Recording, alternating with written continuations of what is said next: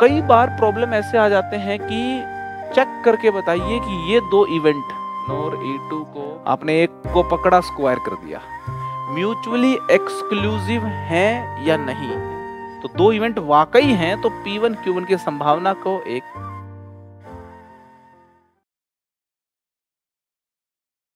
देखो जरा, मैं एक एक्सपेरिमेंट लिख रहा हूं। एक एक्सपेरिमेंट मैंने लिख दिया, a dice is rolled once, a dice is rolled once, है ना। तो इस एक्सपेरिमेंट के करस्पॉन्डिंग जो सैंपल स्पेस होगा वो भी अपन लिख सकते हैं, है ना। ये हो गया सैंपल स्पेस। अब मैं कुछ इवेंट्स भी यहाँ पे डिस्क्राइब कर रहा हूँ, event E1, event E2, event E3, है ना। 3 इवेंट मैंने बना दिए। इवेंट E1 है occurrence of an even number। Event E2 बना दिया occurrence of a prime number, occurrence of a prime number। और इवेंट E3 मैंने बना दिया E1 और E2 का combination, occurrence of an even number और a prime number। ठीक है, occurrence of an even number और a prime number, और a prime number। यहाँ पे E1 और E2 का जो नेचर है वो है सिंपल नेचर के इवेंट हैं, और जो E3 का नेचर है वो है कंपाउंड नेचर, क्योंकि ये दो सिंपल इवेंट्स के कॉम्बिनेशन से बना है।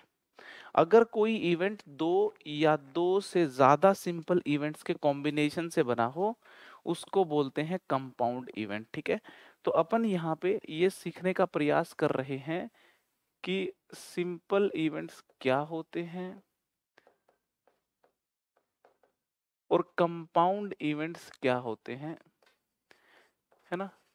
मेरा जो मेन इंटरेस्ट है वो इनमें सिर्फ सीखने में नहीं है, इनके सीखने के साथ साथ इनकी प्रोबेबिलिटी निकालने में इंटरेस्ट है कि कंपाउंड इवेंट्स की प्रोबेबिलिटी कैसे निकाली जाए और सिंपल इवेंट्स की प्रोबेबिलिटी को कैसे निकाला जाए। ठीक है, तो ये हो गए मेरे सिंपल इवेंट्स,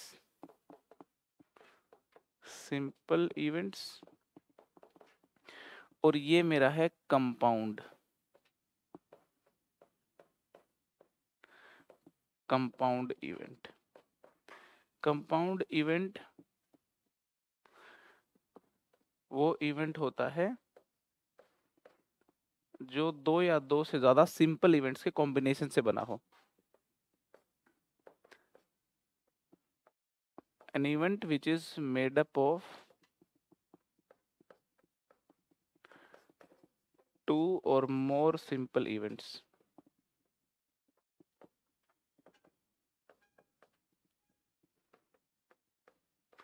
और सिंपल इवेंट वो होते हैं जिनको हम नहीं ब्रेक कर सकते दो या दो से ज्यादा इवेंट्स में। ठीक है, सिंपल सी बात है। अब यहाँ पे ये भी समझना है हमको कि जब हम सिंपल इवेंट से कंपाउंड इवेंट बनाते हैं, इनको कंबाइन करते हैं, तो किसी न किसी कनेक्टर का इस्तेमाल करके हम इनको कंबाइन करते हैं। ठीक है, और एक इवेंट बेसिकली एक सेट ही तो है, एक इवेंट एक सेट है, तो कंपाउंड इवेंट भी एक सेट रहा होगा। जैसे सेट्स में होते हैं simple sets and compound sets, वही बन गए प्रोबेबिलिटी में simple events and compound events. जिस तरीके से दो सेट्स को कंबाइन करने के लिए हम यूनियन इंटरसेक्शन का इस्तेमाल करते थे, यहाँ पे इवेंट्स को कंबाइन करने के लिए भी हमने क्या किया भाई, या तो आप इवेंट्स को जोड़ोगे, घटनाओं को जोड़ोगे, या घटनाओं के कॉमन की बात करोगे, तो या तो यूनियन की बात कर रहे होगे या फिर इंटरसेक्शन की बात कर रहे होगे। तो कंपाउंड इवेंट्स में भी ये जो कनेक्टर होते हैं ये और या फिर एंड कनेक्टर का इस्तेमाल किया जाता है। ठीक है, और कनेक्टर को हम यूनियन बोलते हैं और एंड कनेक्टर को हम इंटरसेक्शन बोलते हैं। बेसिकली ये जो E3 इवेंट मैंने यहाँ बनाया है ये E1 और E2 का यूनियन है। ठीक है। E3 इवेंट क्या है? E1 और E2 का यूनियन है ना। हम यहाँ पे आगे ये भी समझेंगे कि E1 यूनियन E2 की प्रोबेबिलिटी का रिलेशन E1 और E2 की प्रोबेबिलिटी के साथ कैसे जुड़ा हुआ है। ठीक है। सिंपल इवेंट्स को एलिमेंट्री इवेंट्स भी बोला जाता है ना, बिल्कुल एलिमेंट्री इवेंट्स हैं ये, ठीक है ना। सिंपल इवेंट्स को अपन एलिमेंट्री इवेंट्स भी बोल सकते हैं, एलिमेंट्री इवेंट्स। ठीक है, सिंपल और एलिमेंट्री इवेंट्स, है ना। कुछ जगहों पे ये भी लिखा होता है कि सिंपल इवेंट्स वो इवेंट हैं जिनमें सिर्फ एक सैंपल पॉइंट हो, सिर्फ एक सिंगलटन सेट हो, वो समझ रहे हो आप, कि बिल्कुल एक ही सैंपल पॉइंट होगा, तो उसको हम सिंपल इवेंट बोलेंगे। टू सिंपल इवेंट हो गए वो एक तरीके से, ठीक है।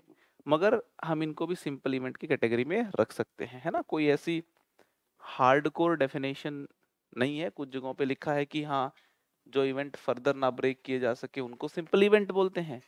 कुछ जगहों पे लिखा होता है कि नहीं, जिसमें एक सैंपल पॉइंट है उसको अपन सिंपल इवेंट बोलते हैं। ठीक है, अपने को आइडिया लग गया होगा कि सिंपल इवेंट कंपाउंड इवेंट का रिलेटिव क्या आइडिया है। ठीक है, अभी अपन इस तरीके से ये मैंने क्या किया, ये बेसिकली मैं इवेंट्स के साथ छेड़छाड़ कर रहा हूँ, है ना। नंबर्स के साथ जब छेड़छाड़ करते हैं तो नंबर्स का अलजेब्रा बन जाता है।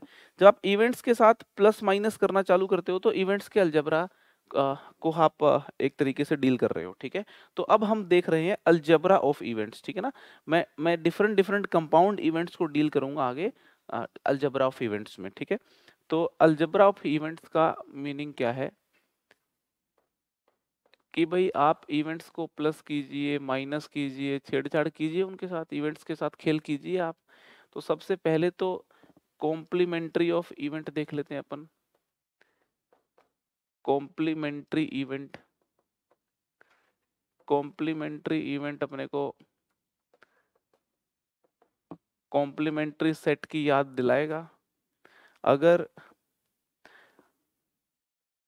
मेरा सैंपल स्पेस, अगर मेरा सैंपल स्पेस ये है, सेट्स में जो यूनिवर्सल सेट काम करता था सेम काम प्रोबेबिलिटी में सैंपल स्पेस करेगा, है ना। आपके एक्सपेरिमेंट के साथ जो सेट जुड़ा हुआ है सैंपल स्पेस, बेसिकली वो यूनिवर्सल सेट ही है और क्या है ना। ये मेरा यूनिवर्सल सेट है। इसके बाद बाकी जो सेट्स हैं वो इसी यूनिवर्सल सेट का ही हिस्सा है। ठीक है, तो सैंपल स्पेस मेरा यूनिवर्सल सेट की तरह काम करेगा और कोई दूसरा इवेंट जो होगा वो सैंपल स्पेस के अंदर पाया जाएगा, सैंपल स्पेस का ही सबसेट होगा।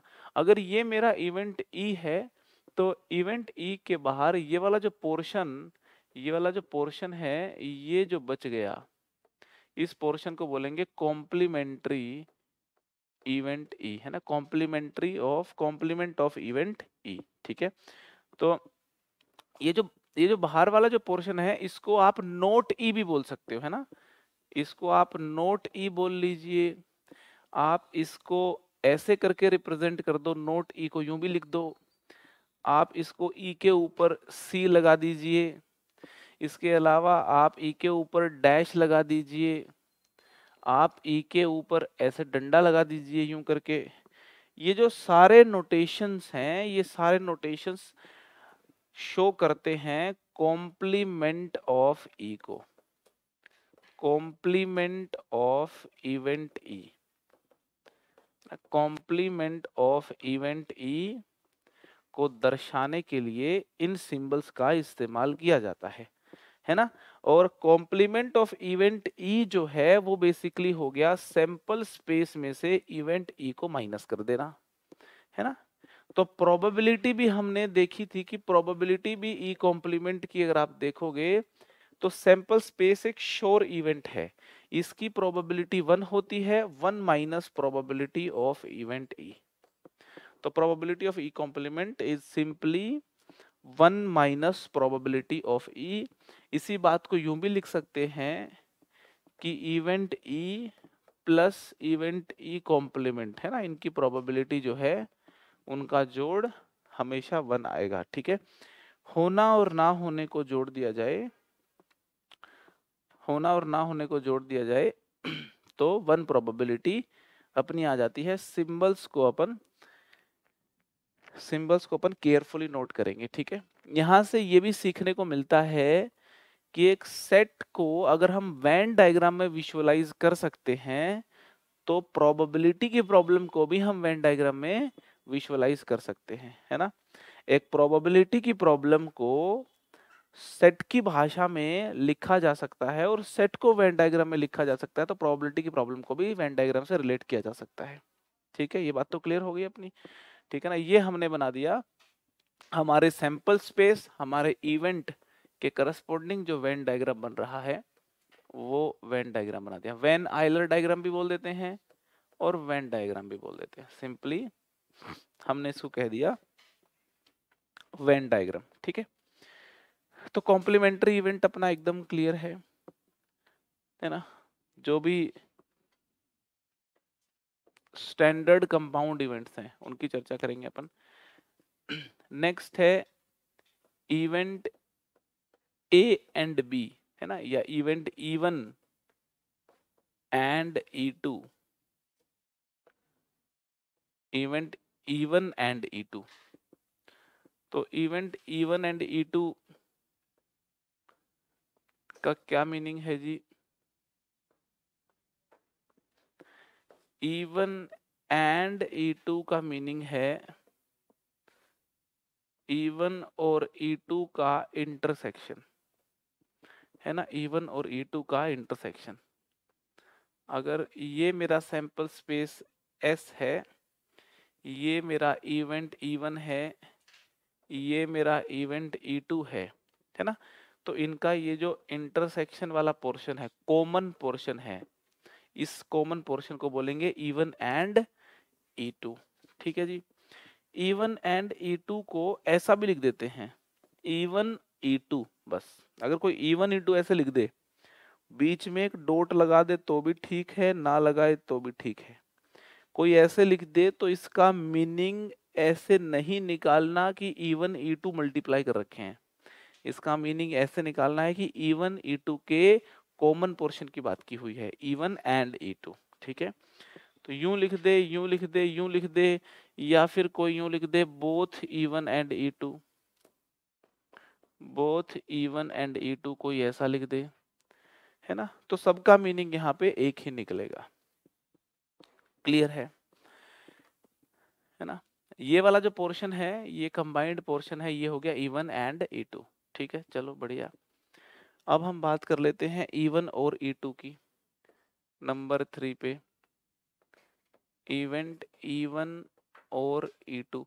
सेट्स में सारी कहानी हम सीख चुके हैं, तो आप यहाँ पे ये बात भी नोटिस कर सकते हो कि इस चैप्टर में पूरा का पूरा सेट्स थ्योरी इस्तेमाल होने वाला है। जितना सेट्स थ्योरी आपने सीखा है टोटल इस्तेमाल में आ जाएगा इस चैप्टर में। जो नोटेशन हमने सीखे थे, जो सिंबल हमने सीखे थे, सब के सब, ठीक है। तो E1 और E2 का मीनिंग भी अपन समझ लेते हैं। ये सैंपल स्पेस S है, ये मेरा E1 है, ये मेरा E2 है। तो E1 और E2 दोनों को कंबाइन कर दें अगर अपन, E1 और E2 दोनों को कंबाइन कर दें अगर अपन,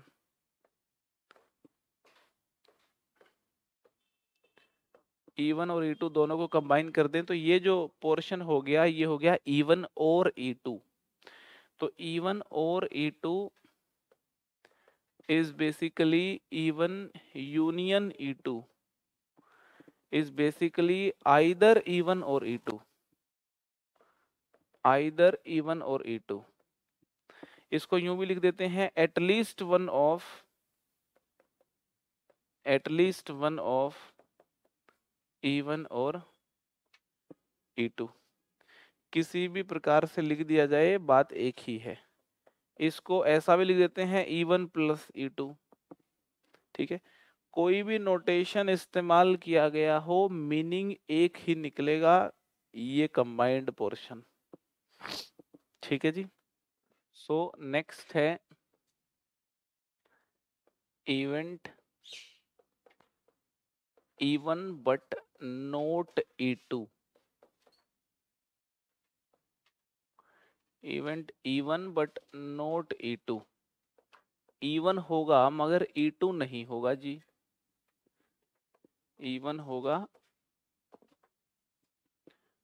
मगर E2 नहीं होगा जी, तो E1 होगा मगर E2 नहीं होगा, इसका मतलब आप इस वाले पोर्शन की बात कर रहे हो, ये वाला वो पोर्शन है।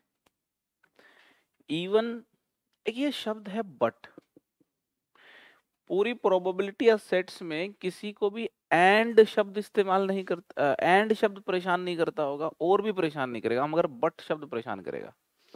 बट का मीनिंग क्या निकालते हो यहाँ पे? एंड है क्या बट का मीनिंग? मतलब E1 हो रहा होगा बट नोट E2, मतलब E1 के पोर्शन में से E2 हटाना है हमको, ठीक है ना। मैं बस इतना कहना चाहता हूं कि जब एग्जाम में बैठे होंगे तो बट शब्द जो है ना कंफ्यूज करने का प्रयास करेगा, तो बट शब्द से कंफ्यूज ना हो। ये ज्यादा जो कंफ्यूजिंग लगता है नॉर्मली लोगों को, ये एंड और में तो क्लैरिटी है पूरी पूरी, मगर जब भी एक नए इवेंट को कोई डिफाइन करके देता है और उसमें बट शब्द आता है तो लोग कंफ्यूज होने का प्रयास करते हैं ना। तो आपको कंफ्यूजन नहीं रखना, ठीक है। तो ये हो गया मेरा E1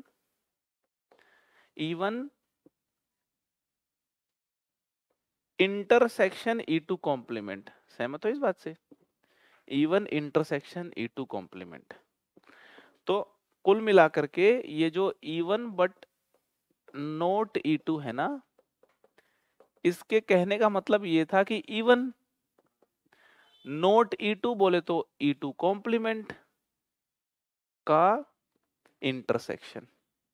तो बेसिकली इंटरसेक्शन की तरह ही लिखा हुआ है, बिल्कुल इस तरीके से मीनिंग निकाल देंगे अपन, है ना। डायग्राम में मीनिंग एकदम समझ आना चाहिए, डायग्राम के मीनिंग के साथ साथ ये कहानी भी एकदम क्लैरिटी के साथ समझ आनी चाहिए, ठीक है। है ना। अगर कोई मुझसे इसकी प्रोबेबिलिटी पूछने को लगा, कल को प्रोबेबिलिटी का क्वेश्चन अगर मान लो आता है, तो कोई बोले कि जी E1 बट नोट E2 की प्रोबेबिलिटी निकालो, तो मैं कहूंगा मैं तो इस वाले सेट की प्रोबेबिलिटी निकाल के दे दूंगा तुमको। और इस वाले सेट की प्रोबेबिलिटी को आप बिल्कुल ध्यान से देखोगे तो E1 की प्रोबेबिलिटी में से E1 इंटरसेक्शन E2 की प्रोबेबिलिटी घटा के दे दूंगा सामने वाले को मैं। भाई मैं E1 की प्रोबेबिलिटी में से मैं इसकी प्रोबेबिलिटी माइनस करके दे दूंगा तो इसकी प्रोबेबिलिटी निकल जाया करेगी। क्लियर है ना एकदम।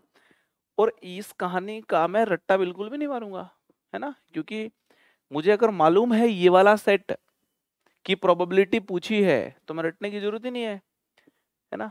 अगर मुझे कोई E1 यूनियन E2 की प्रोबेबिलिटी दे दे तो मैं उस भाई को कहूंगा कि अगर आप मुझे E1 यूनियन E2 की प्रोबेबिलिटी दे रहे हो तो इस प्रोबेबिलिटी में से मैं E2 की प्रोबेबिलिटी घटा दूंगा, फिर ये लो। बट डिपेंड करता है मेरे को दिया क्या है, मेरे को जो दिया होगा उसके हिसाब से मैं अपना फॉर्मूला अप्लाई करके आंसर निकाल दूंगा।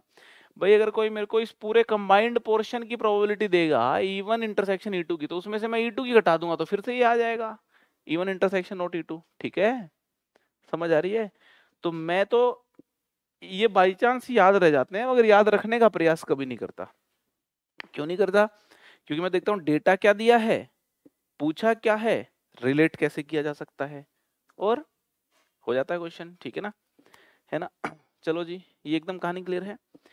इसी तरीके से नोट E1 बट E2 बोला जाए तो ये वाला पोर्शन आ जाएगा। तो ये जो पोर्शन है, ये पोर्शन हो गया नोट E1 बट E2, ठीक है। सिमिलरली अपन इसकी प्रोबेबिलिटी की चर्चा भी कर सकते हैं जी, कोई दिक्कत नहीं है, कर ही लेते हैं, चलो कोई बात नहीं। तो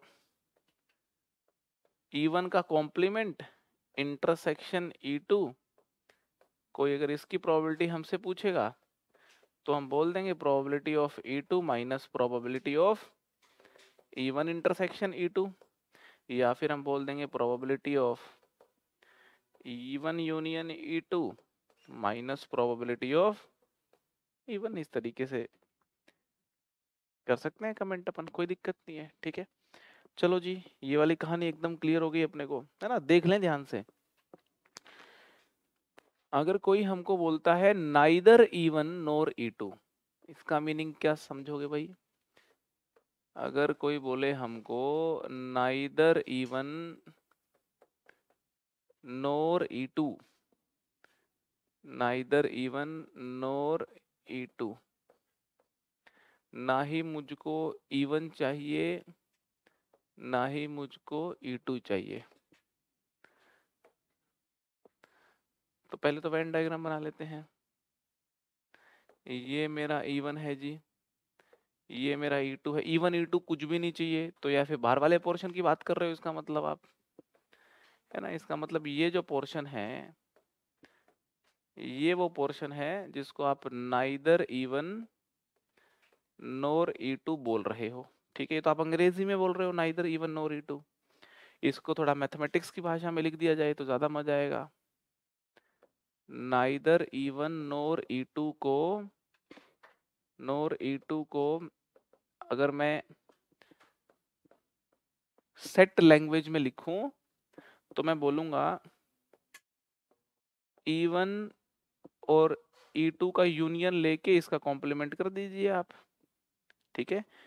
या फिर मैं यूं भी कह दूंगा, है ना, E1 complement intersection E2 complement, De Morgan's law लगा करके, ठीक है। कोई मुझसे इस पोर्शन की प्रोबेबिलिटी पूछने का प्रयास करेगा तो अपन बोल देंगे जी कि 1 में से E1 यूनियन E2 की प्रोबेबिलिटी को माइनस कर दीजिए आप, है ना, और नाइदर E1 नॉर E2 की प्रोबेबिलिटी निकाल लीजिए। क्लियर है एकदम अपने को बात? तो बड़ी सिंपल सिंपल सी बातें अपन ने करी हैं, ठीक है। इसके बाद अपन बात करते हैं एडिशन थ्योरम ऑफ प्रोबेबिलिटी की, very important, addition theorem of probability, addition theorem on probability.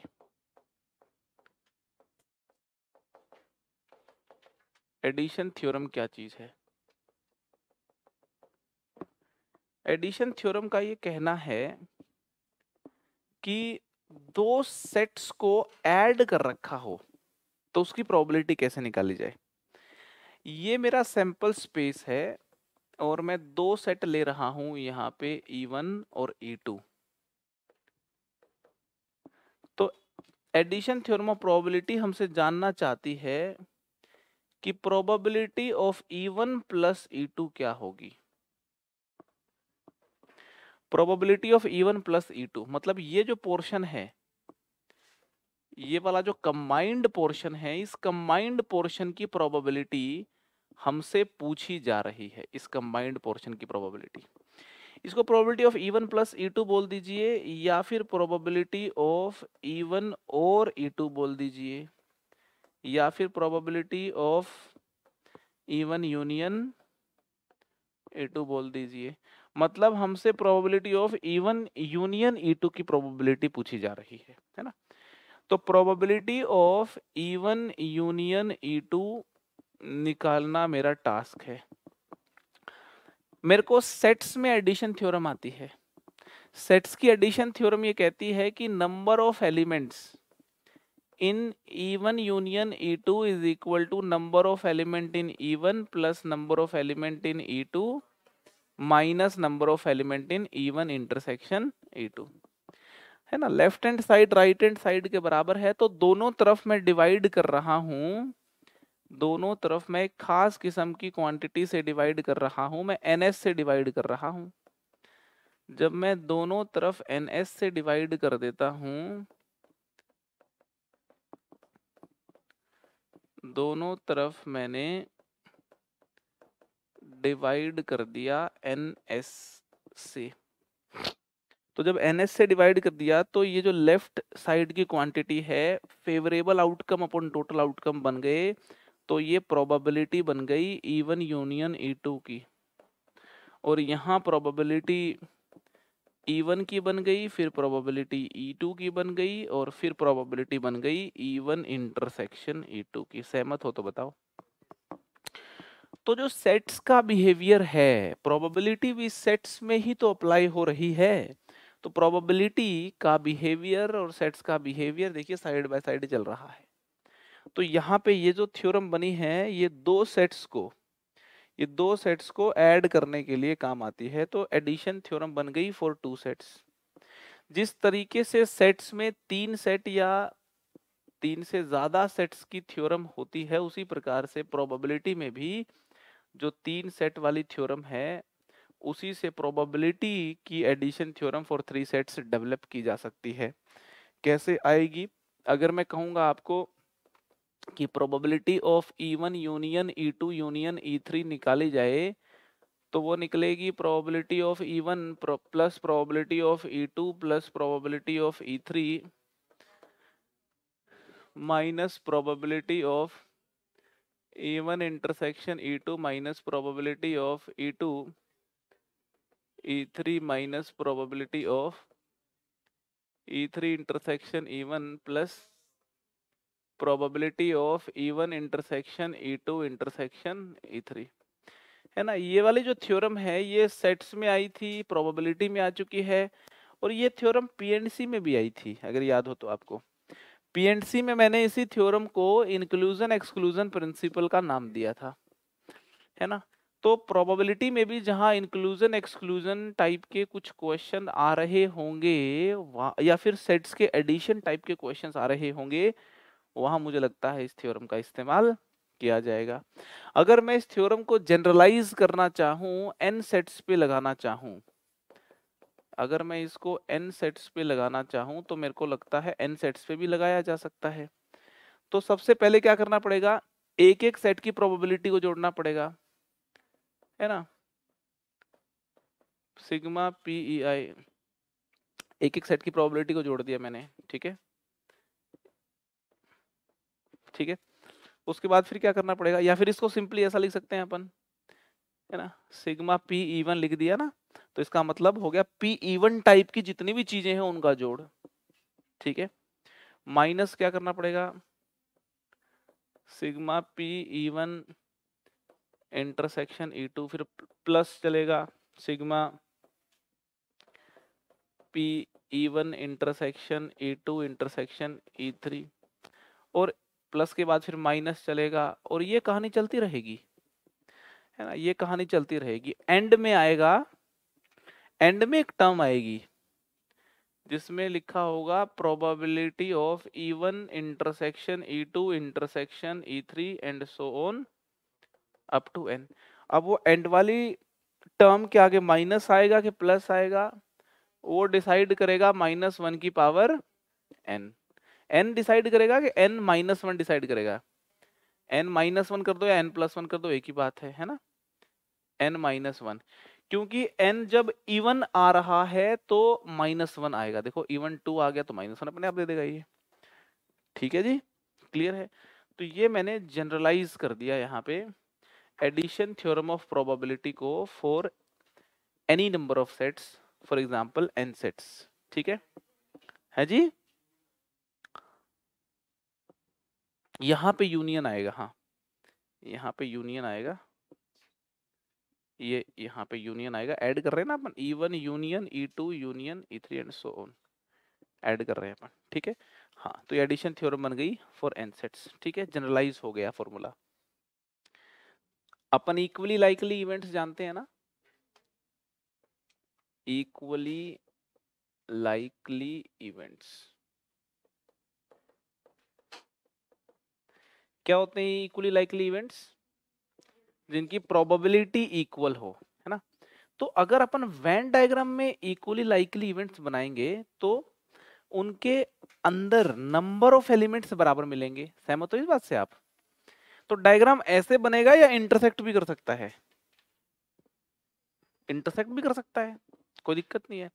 मतलब वो इवेंट देखो ऐसा भी डायग्राम बन सकता है ना। यहाँ पे अगर इवेंट E1 है, यहाँ पे इवेंट E2 है ना। अगर वेन डायग्राम की लैंग्वेज में देखा जाए तो E1 और E2 का साइज, मतलब इनमें नंबर ऑफ एलिमेंट्स जो है वो सेम रहेंगे, हेंस इनकी प्रोबेबिलिटी सेम रहेगी, ठीक है। मगर ये जो बात मैं बोल रहा हूँ इसका लूप होल है इस बात का कि नंबर ऑफ एलिमेंट सेम रहेंगे। ये बात कुछ जगहों पे ही वैलिड है, क्योंकि जरूरी थोड़ी है कि नंबर ऑफ एलिमेंट्स हो ही, जरूरी थोड़ी है कि प्रोबेबिलिटी के हर सवाल में नंबर ऑफ एलिमेंट्स हो ही। नंबर ऑफ एलिमेंट्स कई बार नहीं भी मिलते। अच्छा, नंबर ऑफ एलिमेंट भी नहीं मिलते क्या? यस, ऐसा हो जाता है ना। जैसे मैंने कहा कि आज बारिश आने की क्या प्रोबेबिलिटी है, तो उसके पीछे तो डेटा है ना काफी कुछ, वो एक अलग कैलकुलेशन की प्रोबेबिलिटी है ना।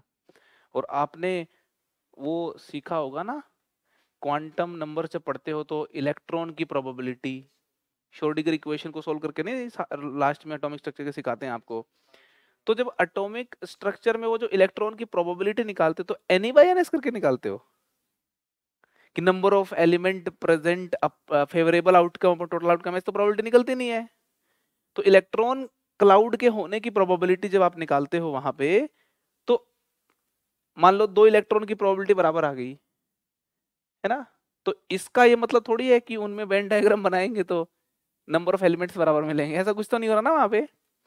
तो मैं जो बात बोल रहा हूं, ये बात जो है जहां डिस्क्रीट काम हो रहा हो, डिस्क्रीट काम हो रहा हो, मतलब एलिमेंट्स वगैरह की चर्चा हो रही हो, वहां पे बात ठीक है कि नंबर ऑफ एलिमेंट्स अगर 2 सेट के बराबर हैं तो उनकी प्रोबेबिलिटी बराबर है। सेट के रेस्पेक्ट में अगर प्रोबेबिलिटी की बात कर रहा हूं तो ये बात ठीक है ना। इसलिए मैं लिखूंगा नहीं इसको, क्योंकि इसका लूप होल है।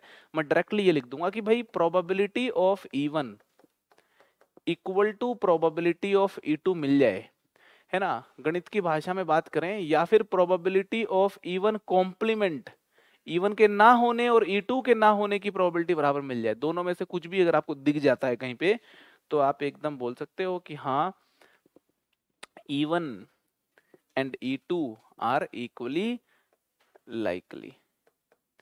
Events E1 and E2 are equally likely. दो इवेंट्स के होने की प्रोबेबिलिटी बराबर हो या ना होने की प्रोबेबिलिटी बराबर हो, ठीक है। सिमिलर तरीके से म्यूचुअली एक्सक्लूसिव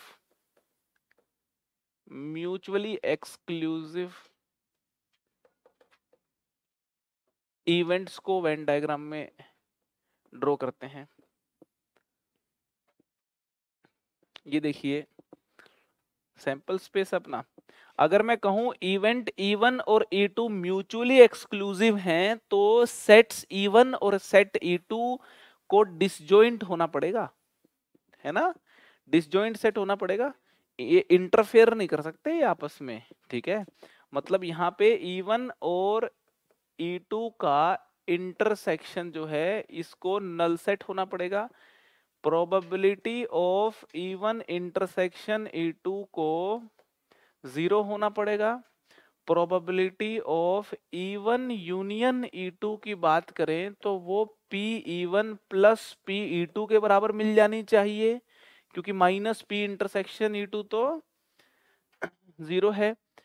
कई बार प्रॉब्लम ऐसे आ जाते हैं कि चेक करके बताइए कि ये दो इवेंट म्यूचुअली एक्सक्लूसिव हैं या नहीं, और इवेंट के बारे में बताता ही नहीं सामने वाला, प्रोबेबिलिटी के बारे में बताता है मगर।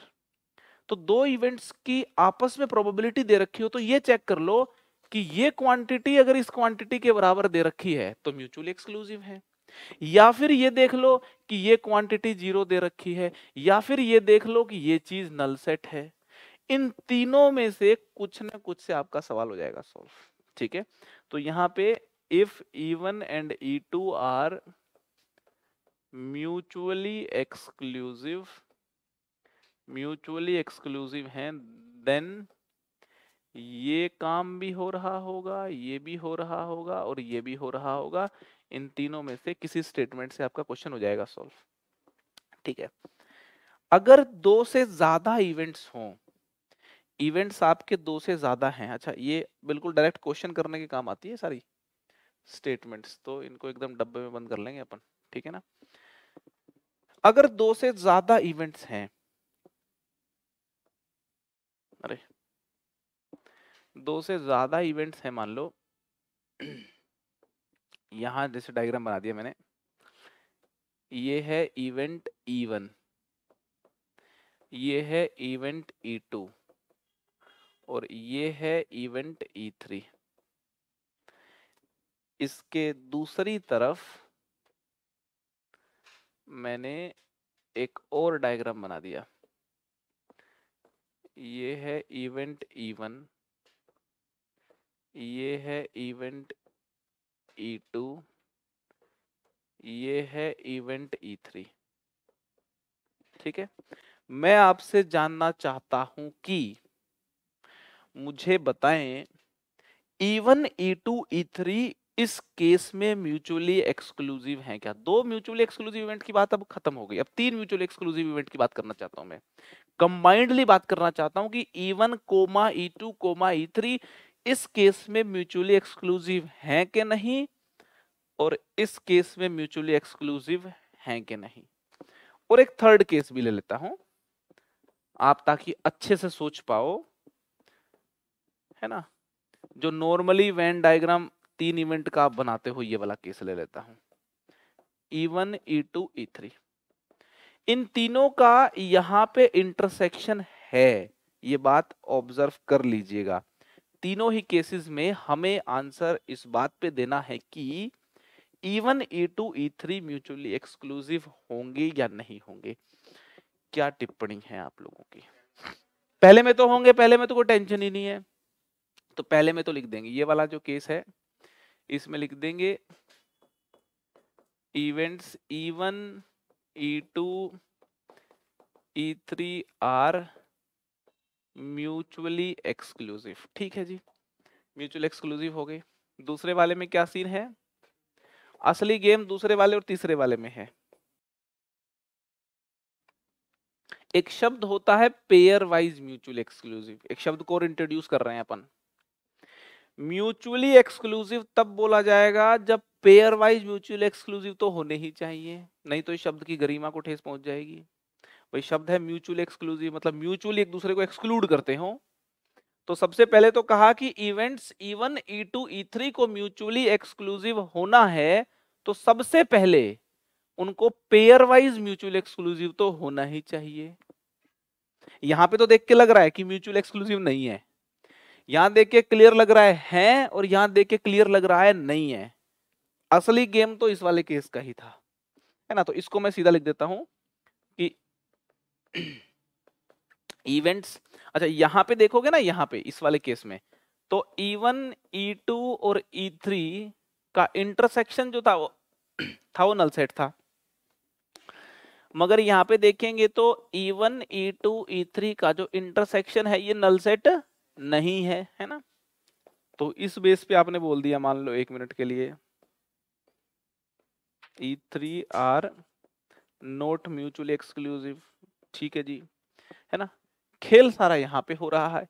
यहाँ पे E1, E2, E3 इनका इंटरसेक्शन तो नल सेट है, इनका इंटरसेक्शन नल सेट है। मगर पेयर वाइज बात करें तो E1, E2 का इंटरसेक्शन भी नल सेट है, E1, E3 का इंटरसेक्शन मगर नल सेट नहीं है, और E2, E3 का इंटरसेक्शन भी नल सेट नहीं है, है ना। ये तीनों को कंबाइंड रूप से देखा जाए तो ऐसा मन कर रहा है कि हाँ ये म्यूचुअल एक्सक्लूसिव है, मगर पेयर वाइज इनकी बात की जाए तो ये म्यूचुअल एक्सक्लूसिव नजर नहीं आ रहे। ठीक है, ओवरऑल म्यूचुअल एक्सक्लूसिव तब बोला जाता है जब पेयर वाइज म्यूचुअल एक्सक्लूसिव भी हो। समझ आ रही कि नहीं आ रही बात? ठीक है, तो, तो यहां से कंक्लूजन क्या निकला फिर हमारा कि म्यूचुअल एक्सक्लूसिव नहीं है। कंक्लूजन तो निकल ही गया है, खैर, है ना। E1, E2, E3 are not mutually exclusive. तो फिर फाइनली हम क्या बोलें कि n इवेंट्स के बारे में क्या बोलें कि n इवेंट्स को म्यूचुअली एक्सक्लूसिव कब बोला जाएगा? जब वो पेयर वाइज म्यूचुअल एक्सक्लूसिव हो। ठीक है ना। अगर आप ये कह दो पेयर वाइज म्यूचुअली एक्सक्लूसिव हैं तो 100% डायग्राम ऐसा ही बनेगा फिर तो। ना ये आपस में कुछ कॉमन पोर्शन ले रहे, ना ये कॉमन पोर्शन ले रहे, और ना ही ये कॉमन पोर्शन ले रहे, तो फिर तो ऐसा डायग्राम बनेगा। तो बस इतना कह दो पेयर वाइज म्यूचुअल एक्सक्लूसिव है, आपका काम हो गया। ठीक है, सो events E1, E2, E3 and so on En are said to be said to be mutually exclusive if they are pairwise mutually exclusive. if they are, ये definition है जी, if they are pairwise mutually exclusive. pairwise mutually exclusive हैं तो हम उनको mutually exclusive बोलेंगे, ठीक है। Exhaustive events का स्टाइल कैसा होता होगा, कैसे दिखते होंगे वेन डायग्राम में। एग्जॉस्टिव इवेंट्स है ना, दो इवेंट को एग्जॉस्टिव तब बोला जाता है जब दोनों का यूनियन क्या बना दे, सैंपल स्पेस बना दे, है ना। तो E1 एंड E2 जो इवेंट्स हैं they are said to be exhaustive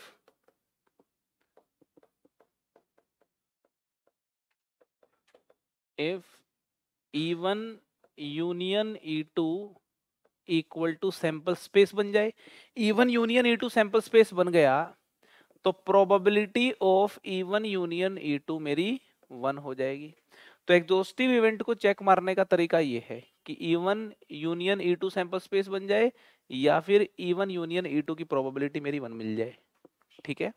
अगर अपन इसको वेन डायग्राम में बनाएंगे तो किस प्रकार की संभावना है, देखो अगर E1 E2 म्यूचुअली एक्सक्लूसिव और एग्जॉस्टिव हैं तो ऐसा डायग्राम बनेगा, है ना। ये बड़ा इंटरेस्टिंग केस है, म्यूचुअल एक्सक्लूसिव एंड एग्जॉस्टिव दोनों का होना। बहुत सारे सवाल इस पे बनते हैं, आगे करेंगे अपन, ठीक है।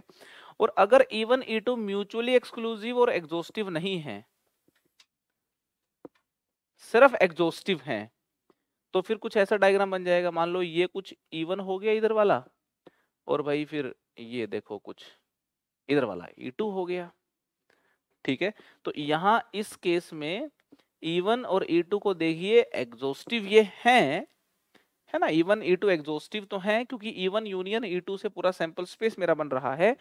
मगर इस वाले केस को देखें तो ये वाला केस है, इस वाले केस में E1 and E2 are mutually exclusive and exhaustive ना। मैंने अलग से बात इसलिए बता दी क्योंकि ये म्यूचुअली एक्सक्लूसिव और एग्जॉस्टिव होने का एक स्पेशल केस है ना। तो उसमें क्या करते हैं, सिर्फ पार्टीशन कर दिए, इसके क्या करें, पार्ट कर दिए, ठीक है। दो से ज्यादा इवेंट म्यूचुअली एक्सक्लूसिव और एग्जॉस्टिव होंगे तो कैसा डायग्राम बनेगा, तो डायग्राम ऐसा बन जाएगा जी। मान लो ये बना दिया, ये E1 है, ये बना दिया मैंने E2, ये लीजिए ये E3, ऐसे करते हुए ये En, है ना। इस डायग्राम को आप देख के बोलेंगे कि E1 E2 E3 and so on En ये सारे म्यूचुअली एक्सक्लूसिव इवेंट्स भी हैं और एग्जॉस्टिव भी हैं, ठीक है ना। इस डायग्राम को देख के आप ऐसा बोल देंगे, है ना। E1 E2 and so on ये En तक दे आर म्यूचुअली एक्सक्लूसिव भी हैं एंड एग्जॉस्टिव भी हैं, एंड एग्जॉस्टिव इवेंट्स, ठीक है ना। तो म्यूचुअली एक्सक्लूसिव एंड एग्जॉस्टिव दोनों होने के लिए हम बोलेंगे इवेंट्स को पेयरवाइज म्यूचुअल एक्सक्लूसिव होना चाहिए और एग्जॉस्टिव होना चाहिए। तो बोलेंगे events are mutual exclusive and exhaustive, और वेन डायग्राम पे ऐसे दिखते हैं mutual exclusive and exhaustive events, ठीक है।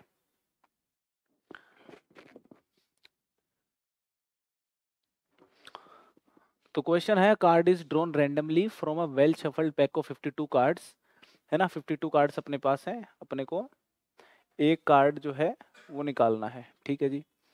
Find the probability that drawn card is neither a heart nor a face card, है ना। ना तो हार्ट हो और ना ही फेस कार्ड हो। तो एक तरीका सोचने का विच इज वेरी सिंपल, अब देख लो कितने ऐसे कार्ड हैं जो ना ही हार्ट है और ना ही फेस कार्ड है।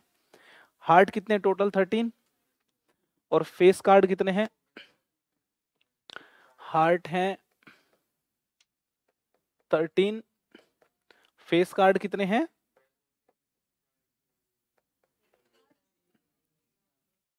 फेस कार्ड कितने होते हैं, 3 तो जैक हो, 4 तो जैक हो गए, 4 क्वीन और 4 किंग, 12 हो गए।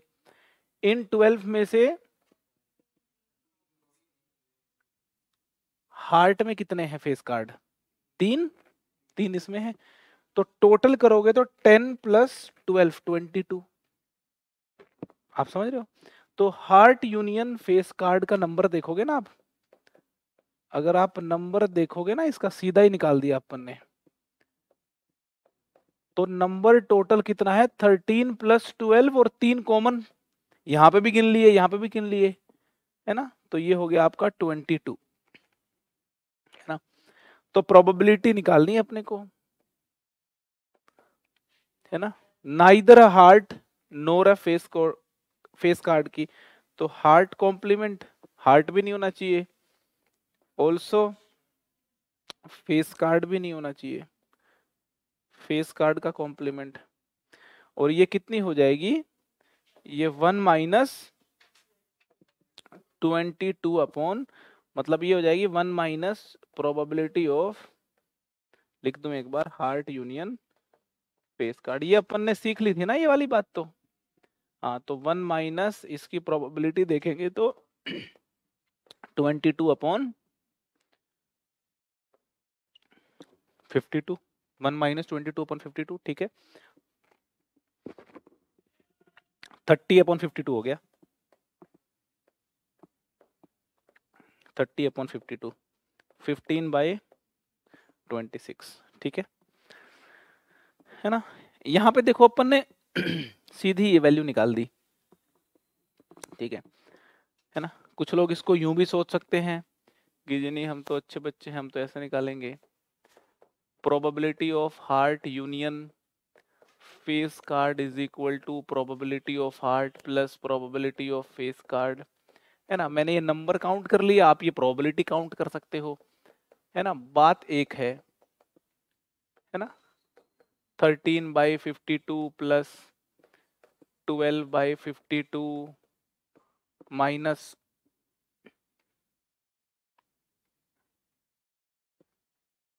3/52, है ना? तो ऐसा करके भी काउंट कर सकते हो आप, फिर माइनस कर दो probability of heart complement intersection of face card complement 1 - 22/52। बस मैं आपको ये बता रहा हूं, आप डायरेक्ट ये वैल्यू निकाल के भी डील कर सकते हो और इंडिविजुअल प्रोबेबिलिटी निकाल के भी डील कर सकते हो, ठीक है जी? A leap year is selected at random. What is the probability that it has 53 Sundays? तो कहानी क्या होती है, आप अपना कैलेंडर उठा के देखते हो, तो एक 365 डेज वाले कैलेंडर में, 365 डेज वाले ईयर में 52 Sunday, Monday, Tuesday, Wednesday, Thursday, Friday, Saturday, 52 52 52 तो होते ही हैं, मगर 52 52 अगर करोगे आप सातों दिनों को तो 364 डेज आ जाते हैं, है ना? मतलब साल के 364 डेज तक 52 वीक्स कंप्लीट हो चुके होते हैं। जो 365वां दिन होता है साल का, वो एक एक्स्ट्रा दिन लेके आता है, और लीप ईयर में तो 366 दिन होते हैं, 366 डेज होते हैं, तो 366 डेज होंगे तो वो एक्स्ट्रा 2 दिन लेके आएगा। पहले तो हमें ये बात सीखनी है कि भाई 52 वीक्स तो कंप्लीट हो गए, 52 वीक्स तो हो गए कंप्लीट, प्लस 2 दिन हो गए आपके एक्स्ट्रा, 2 एक्स्ट्रा डेज। और ये जो 2 दिन होते हैं, ये ऐसा नहीं होता कि साल के 2 दिन जो एक्स्ट्रा आए हैं 52 वीक कंप्लीट होने के बाद, एक मंडे आ जाए और एक वेडनेसडे आ जाए। भाई 2 दिन तो लगातार होंगे, मंडे ट्यूसडे होगा या ट्यूसडे वेडनेसडे होगा। तो जो 2 दिन एक्स्ट्रा आए हैं, है ना, ये मंडे ट्यूसडे हो सकता है, ट्यूसडे वेडनेसडे हो सकता है, वेडनेसडे थर्सडे हो सकता है, थर्सडे फ्राइडे हो सकता है, फ्राइडे सैटरडे हो सकता है, सैटरडे संडे हो सकता है, या संडे मंडे हो सकता है। मंडे ट्यूसडे से फिर कहानी आ गई, ठीक है? दुनिया में इनफाइनाइट लीप ईयर वाले वर्ष होंगे। उन इनफाइनाइट लीप ईयर वाले वर्षों को मैंने 7 टुकड़ों में बांट दिया। एक समंदर को मैंने 7 टुकड़ों में बांट दिया, एक समंदर को मैंने 7 टुकड़ों में बांट दिया। टोटल कितने लीप ईयर हैं दुनिया में? इनफाइनाइट है जी, इनफाइनाइट है। कितने लीप ईयर ऐसे हैं जिनमें 53 संडे आते हैं? वो भी इन्फिनिटी है जी, मगर वो खास किस्म का इन्फिनिटी है। इन दोनों इन्फिनिटी को काटते हैं, लिमिट में पढ़ाया ना आपको, दो इन्फिनिटी काटते हैं तो फाइनाइट नंबर आ जाता है, ठीक है ना। तो यहां पे ये कहानी है कि ऊपर वाला इन्फिनिटी नीचे वाले इन्फिनिटी से कितने टाइम्स छोटा था। एक समंदर का आधा एक समंदर बना दो तो डिवाइड करोगे तो 1/2 आना ही है, इसमें तो कोई दो राय नहीं है। तो यहाँ पे अपने को चाहिए 53 संडे, तो 53 संडे, एक तो सैटरडे संडे आ रहा होगा उस वाले पूल में और एक संडे मंडे आ रहा होगा उस वाले पूल में। तो ये दो टुकड़े ऐसे हैं 7 टुकड़ों में जो हमें फेवर कर रहे हैं, तो 2/7 इसका आंसर हो गया। 53 संडे एंड 53 मंडे, तो संडे मंडे वाला तो सिर्फ एक ही पॉसिबिलिटी है, 1/7 आंसर हो गया। 53 संडेज और मंडेज, या तो संडे 53 हो तो ये हो गया, और मंडे में मेरे को लगता है कि एक्स्ट्रा और ऐड हो गया, ठीक है ना। 53 मंडे, ठीक है। तो मेरे को लगता है कितना हो गया, 3/7 कर दूं, ये 3/7 हो गया, ठीक है। कैसे आ 3/7, 53 संडे 2/7, 53 मंडे 2/7, 4/7 माइनस दोनों का इंटरसेक्शन 1/7, तो आ गया 3/7, ठीक है जी। ऐसे सोच लो या डायरेक्टली सोच लो, बात तो एक ही है, ठीक है जी। तो लीप ईयर की कहानी, और ये मैंने क्वेश्चन आपको लीप ईयर पढ़ाने के लिए नहीं कराया, ये क्वेश्चन मैं इसलिए कराता हूं ताकि आपको इनफाइनाइट सैंपल स्पेस में प्रोबेबिलिटी कैसे कैलकुलेट होती है समझ में आए। यहां सैंपल स्पेस आप देखो तो सैंपल स्पेस तो मेरा इनफाइनाइट है, क्योंकि लीप ईयर तो दुनिया में इनफाइनाइट है, फेवरेबल आउटकम भी इनफाइनाइट थे, टोटल आउटकम भी इनफाइनाइट थे, फिर भी हम आंसर बता पा रहे हैं। वो इसलिए बता पा रहे हैं कि हम जो ये इनफाइनाइट सैंपल स्पेस था इसको हमने फाइनाइट टुकड़ों की नजरों से देखा। ये बात समझते ही बहुत सारे सवाल सॉल्व होने चालू हो जाएंगे। जब भी इनफाइनाइट सैंपल स्पेस आए उस इनफाइनाइट सैंपल स्पेस को टुकड़ों के हिसाब से देखोगे, फाइनाइट टुकड़ों के हिसाब से देखोगे तो आपको, और टुकड़ों के रेफरेंस में अगर आप सवाल सोल्व करोगे, सवाल को सोल्व करना बहुत इजी होगा, ठीक है। समझ आ रही कि नहीं? एक छोटा सा एग्जांपल इसका देता हूं, है ना। ये दीवार है, ठीक है, सामने से कोई अंधा है, वो अंधा फेंक के बॉल मारे, क्या प्रोबेबिलिटी है कि इस दीवार में इस पैनल पे ही बॉल लगे? इस दीवार पे इनफाइनाइट पॉइंट है, इस पैनल पे इनफाइनाइट पॉइंट है। अगर कोई पूछ ले क्या प्रोबेबिलिटी है कि इस दीवार पे ही बॉल लगे, तो समझदार आदमी बोलेगा, बोला बोलेगा पॉइंट इनफाइनाइट होंगे, एरिया थोड़ी इनफाइनाइट है। वो इसको फेवरेबल एरिया की नजरों से देखेगा और इसको टोटल एरिया की नजरों से देखेगा, और फेवरेबल एरिया अपन टोटल एरिया करके प्रोबेबिलिटी निकाल देगा। पेयर ऑफ डाइस, दो डाइस हैं, यहाँ पे मैंने 3 शब्द इस्तेमाल किए हैं, तीनों में से एग्जाम में कोई भी लिखा है समझ जाना एक ही बात है। रोल बोल दे, थ्रोन बोल दे, कास्टिंग बोल दे डाइस की, तो इसका मतलब डाइस को रोल किया जा रहा है। व्हाट इज द प्रोबेबिलिटी, दो डाइस को ऐसे करके रोल कर दिया, है ना। What is the probability that at least one of the dice shows up the face 1, है ना। एटलीस्ट एक डाइस पे तो 1 फेस आना ही चाहिए, दोनों पे भी 1 आ जाए, तो मैं कहता हूं कि 1 माइनस वो वाली प्रोबेबिलिटी जब किसी भी डाइस पे 1 नहीं आया होगा। किसी भी डाइस पे 1 नहीं आया होगा तो मतलब पहली डाइस पे 2 3 4 5 6 5 तरीकों की पॉसिबिलिटी, पहली डाइस पे 2 3 4 5 6 5 पॉसिबिलिटी, दूसरी पे भी 5 पॉसिबिलिटी, फेवरेबल आउटकम इतने, टोटल आउटकम इतने, और ये रिक्वायर्ड प्रोबेबिलिटी हो गई, है ना। 1 minus probability when no dice shows up the face 1,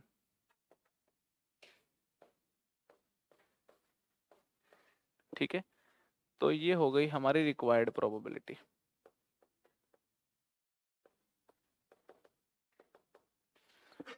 answer आ गया 11/36। चलो जी एक और क्वेश्चन कर लेते हैं सोल्व। क्वेश्चन ये है, a natural number is selected at random and it is squared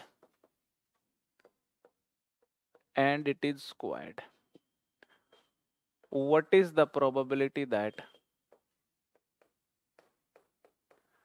ध्यान से सुनना सवाल को और ध्यान से अटेम्प्ट करना। What is the probability that its unit digit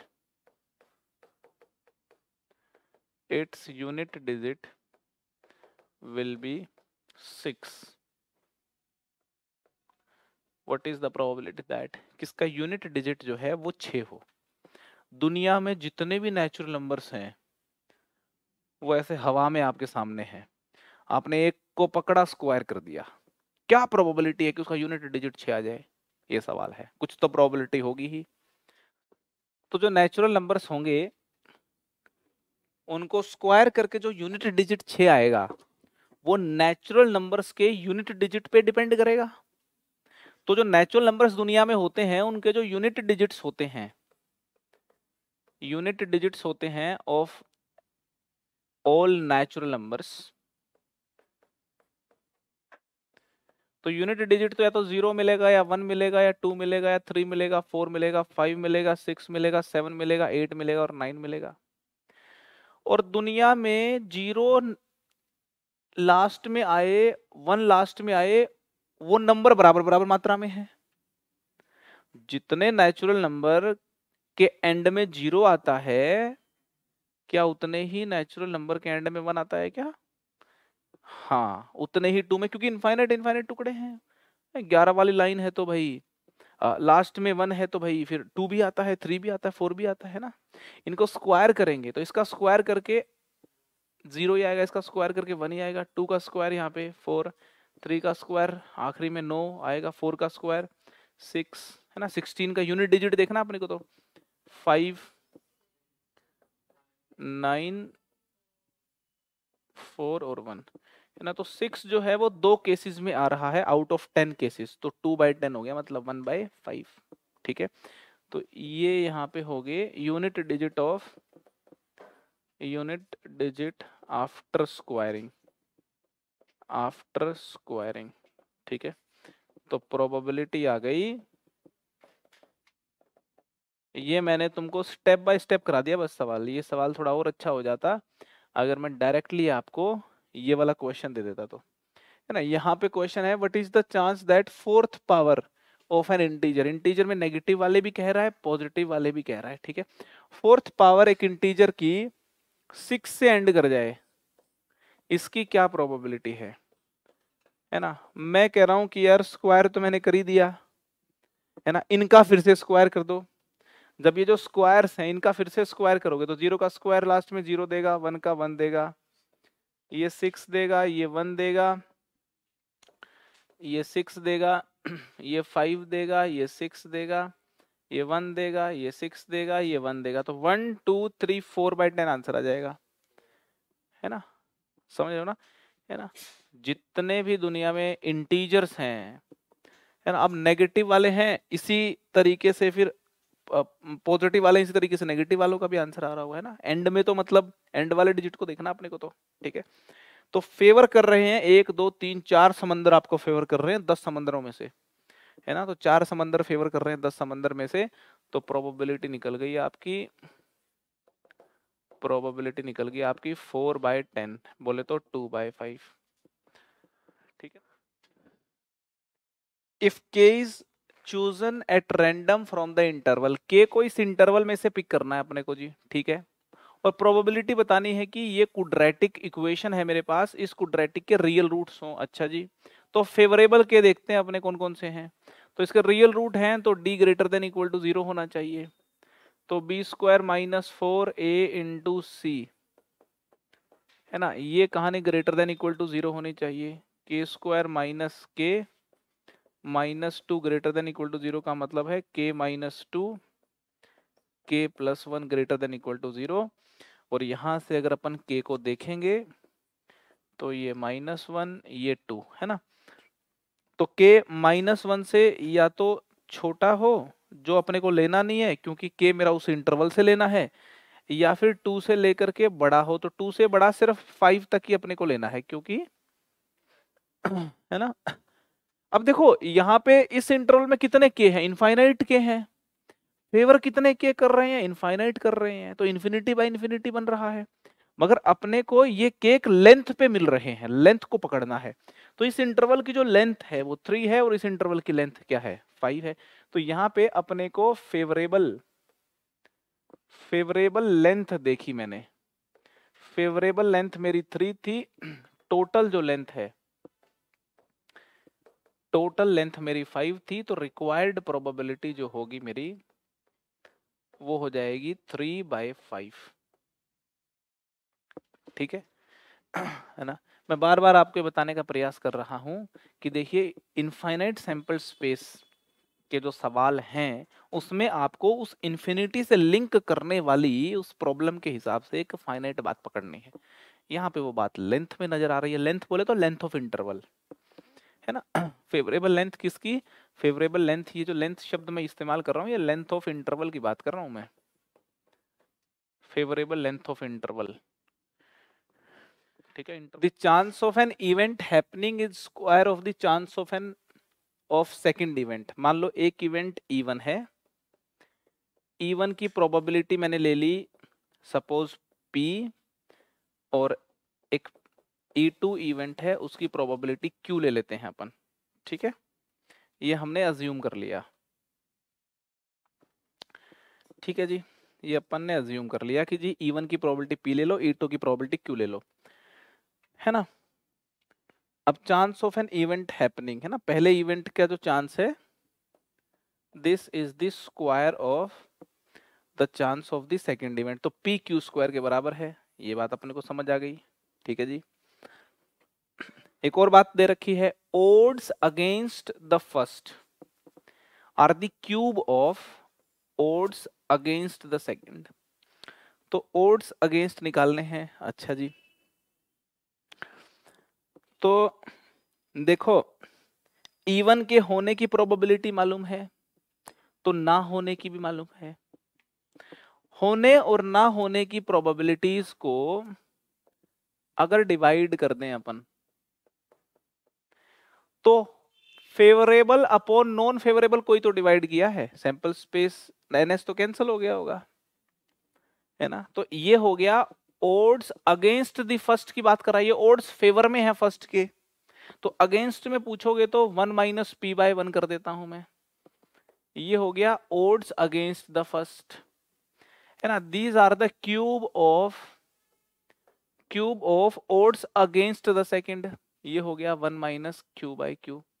तो ये चीजें मेरे को दे रखी हैं। P और Q में दो इक्वेशन हैं, दो वेरिएबल्स हैं, तो मेरे को लगता है सोल्व यहाँ पे किया जा सकता है। ठीक है, चलो जी सोल्व करते हैं। P की जगह पे उठा के Q स्क्वायर रख दिया मैंने, P की जगह पे सीधा उठा के Q स्क्वायर रख दिया मैंने, P की जगह पे मैंने Q स्क्वायर रख दिया,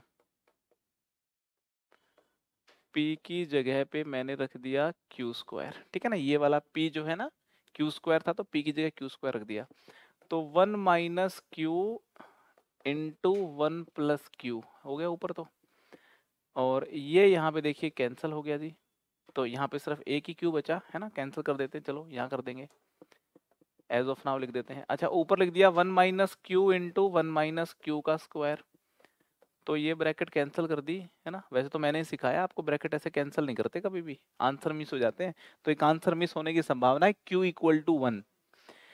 Q = 1 रखते ही P = 1 आ गई। P1 और Q1 संभव ही तभी है जब इवेंट ही एक हो, मगर इसने क्या कहा है, इवेंट दो है, इवेंट दो हैं, तो दो इवेंट वाकई हैं, तो P1 Q1 की संभावना को 1 मिनट के लिए अपन हटा देते हैं। ठीक है, आगे सॉल्व करते हैं। तो ये इससे कैंसिल हो गया, Q होगा, क्रॉस मल्टीप्लाई करोगे तो Q + Q square will be equal to 1 - Q का whole square, that is Q square - 2Q + 1। ठीक है, तो ये यहाँ पे कैंसिल हो गया जी, इसको मैं उधर ले गया, तो 3Q की वैल्यू जी मेरे पास 1 आ गई, तो बहुत बढ़िया काम हो गया। Q मेरे पास 1/3 आ गया, Q 1/3 आते ही P मेरे पास 1/9 आ गया। तो ये इसका आंसर है इस सवाल का, Q की वैल्यू 1/3 है और P मेरा Q स्क्वायर है ना। यहाँ पे P जो है वो Q स्क्वायर है, तो P मेरा आ गया 1/9। तो ये मेरे को लगता है आंसर आ जाने चाहिए। ठीक है, A and B are two events such that probability of A मेरे को दे रखी है, प्रोबेबिलिटी ऑफ बी मेरे को दे रखी है, और इंटरसेक्शन की प्रोबेबिलिटी भी दे रखी है मेरे को। Find the probability that exactly one of the event happens. तो पहले तो पूछा क्या गया है इसको समझते हैं। मैं कह रहा हूं कि ये इवेंट ए है और ये इवेंट बी है, इसने कहा एग्जैक्टली एक ही इवेंट हो, तो एग्जैक्टली एक का मतलब दूसरा उसके साथ ना हो, तो एग्जैक्टली एक का मतलब है इसकी बात की गई है मेरे से, एग्जैक्टली एक हो रहा होना चाहिए। देख लीजिए इसकी बात की गई है। सेट्स में अगर आपको ध्यान हो तो मैंने पढ़ाया था आपको सिमेट्रिक डिफरेंस, याद है? हाँ, तो ये सिमेट्रिक डिफरेंस ही तो है। तो ए सिमेट्रिक डिफरेंस बी का मतलब है एग्जैक्टली एक ही होना, exactly one of the event A और बी, है ना। तो ये ए सिमेट्रिक डिफरेंस बी की प्रोबेबिलिटी पूछी अपने को, तो लिख दो जी ए सिमेट्रिक डिफरेंस बी की प्रोबेबिलिटी, probability of A plus probability of B minus 2 times probability of A intersection B. ये समझना है बस अपने को, क्योंकि प्रोबेबिलिटी ऑफ ए जब जोड़ रहे हो तो आप इस पार्ट को इंक्लूड कर रहे हो, प्रोबेबिलिटी ऑफ बी में भी इस पार्ट को इंक्लूड कर लिया, तो 2 बार इंक्लूड कर लिया, लेना एक बार भी नहीं है तो 2 बार हटा दिए इस पार्ट को, है ना। तो ये वाले एक्सप्रेशन की वैल्यू पूछी है, तो पी ए मेरा 0.3 है, पी बी मेरा 0.4 है, और 2 times P A intersection B करेंगे तो 0.16 कर देते हैं, तो ये आ गया 0.7 माइनस 0.32 0.38 आंसर आ गया। ठीक है, वेरी सिंपल। ठीक है, डायग्राम में हमें यह समझना है कि इवेंट मेरा कौन सा है जिसकी प्रोबेबिलिटी निकालनी है, और उसके बाद जो गिवन प्रोबेबिलिटीज हैं उनका इस्तेमाल कैसे करना है हमारे इवेंट की प्रोबेबिलिटी निकालने में। ठीक है, मैंने पिछले कई सालों के पेपर्स को एनालाइज किया एक दिन बैठ करके, प्रोबेबिलिटी चैप्टर के कैसे सवाल आते हैं, जेई एडवांस के पेपर्स को स्पेशली। तो जेई एडवांस के पेपर्स जब मैं एनालाइज कर रहा था तो मुझे पिछले 15 साल का एक पैटर्न नजर आया।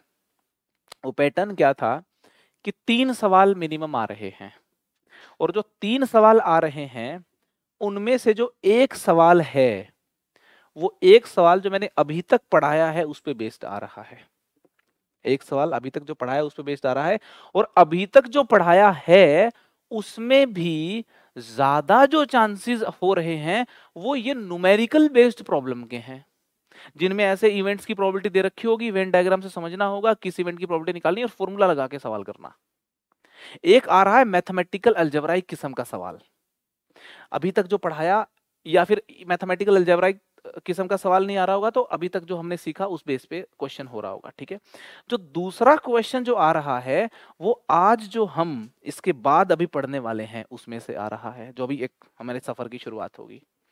और जो तीसरा जो सवाल आ रहा है, तीसरा या तीसरा चौथा पांचवा या तीसरा चौथा, जो बाकी के 2-3 सवाल अगर आते हैं वो आते हैं जो हम हमारी नेक्स्ट क्लास ऑनवर्ड्स पढ़ेंगे, लास्ट का जो पोर्शन है। ऐसे करके प्रोबेबिलिटी के सवाल आ रहे हैं, और ये कोई 2 साल 3 साल की ऑब्जर्वेशन से नहीं बता रहा हूं मैं आपको, मैंने पिछले जो जिसको कहते हैं ना मॉडर्न आईआईटी जेईई का इतिहास, जब से पैटर्न चेंज हुआ है, और पैटर्न चेंज हुआ है उस बात को हो चुके हैं 16 साल, और उससे पहले के 3-4 साल भी इंक्लूड करके जब देखते हैं, ये जो आपने 17-18 साल का अगर जेईई का पूरा पैटर्न को समझते हैं, तो वो 3-4 सवाल जो पूछते हैं इस लहजे से पूछते हैं कि एक सवाल यहाँ तक आता है, दूसरा सवाल जो आगे पढ़ेंगे हम अगला मिडल सफर, और एक 2-3 बाकी जो सवाल आते हैं वो लास्ट के सफर से आते हैं।